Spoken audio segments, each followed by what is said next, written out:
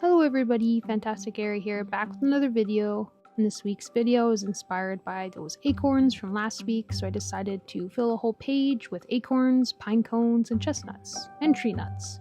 In this video, I'm going to be painting a chestnut. They have a very interesting kind of shape and different kind of shell. They're a little spiky on the outer of the shell, and then the inside has this really rich and brown color nut. So I thought it would be fun to recreate those colors and those shapes in watercolor. First, I'm going to use my number 1 paintbrush and I'm going to paint in the overall shape of the chestnut. I'm kind of using my paintbrush as a pencil, sketching out the chestnut with the lighter values and colors so that I can go over top of them with dark later on. But as long as I have a shape to follow, this will be my guide. I really loved that green color of the shell of the chestnut. It was fun to paint the outer edge of it, including those little spiky things that poke out from the shell. I'm assuming the purpose of these is to protect from maybe birds and predators when the seed is not ready for picking yet.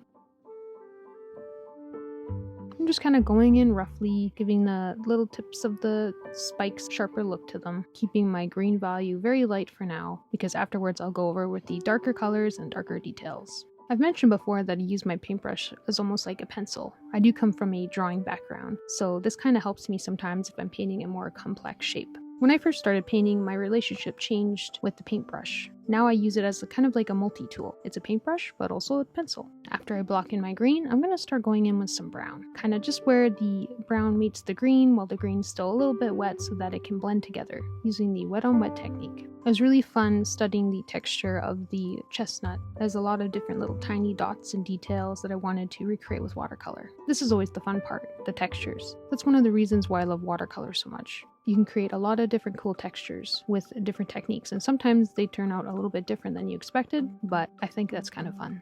And now we're going to add in our chestnut centerpiece. I really am in love with this reddish brown color. It looks so rich, almost like chocolate, and it was super satisfying to paint. I start off with a lighter saturation tone. It's already very saturated, but I will go in with some darker values to give it more contrast and definition. I really like how the nut itself turned into kind of a heart shape. I thought it was really cute. Still using my number 1 round brush to detail in those minor details, and then going in with the richer brown, more saturation, more paint value, or a heavier value to give it even more of a richer look, and kind of defining my edges a little bit more. I went in loosely here with some texture. I didn't want it to look too smooth. I still wanted some little bumps and lines to give it more character, dotting in those textures as I go, and having fun with the flow of it.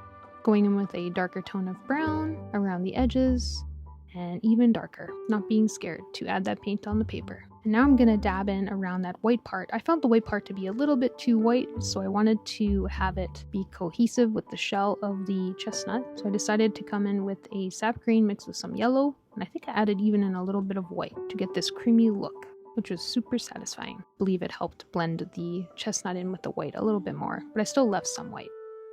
Now I'm going to take my 0.5 round brush and I'm going to add in those tiny little texture details, dotting in that darker brown just on the tips of those spikes and on top of the shell itself, spreading them around kind of randomly, but also making sure the chestnut is covered in these dots all around so that it all feels like it's one piece. The detailing part is always one of my favorite parts. You can really get lost in it, adding in as much as you want, but of course not too much to take away from the picture.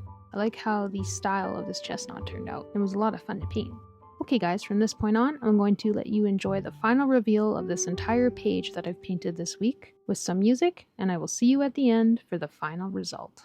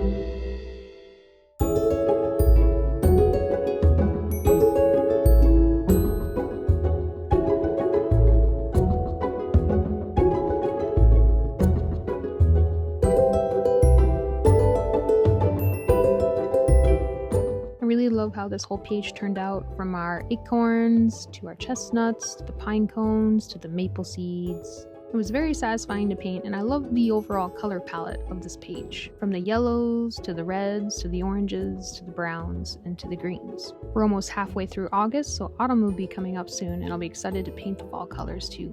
So stay tuned for that. I hope you guys enjoyed this video. Thank you so much for watching. Please like and subscribe if you want to see more. Videos are every Friday. I have an imprint shop, and I'm on social media if you want to check that out, in the link in the description below. Thank you so much for your comments. They make my day. And yeah, I'm excited to paint some more things. I'm not sure what I'll paint on the other page, but I'd like it to blend in with this page as well. So stay tuned for next week's video. Thanks so much for watching, guys. I'll see you next week. Bye-bye.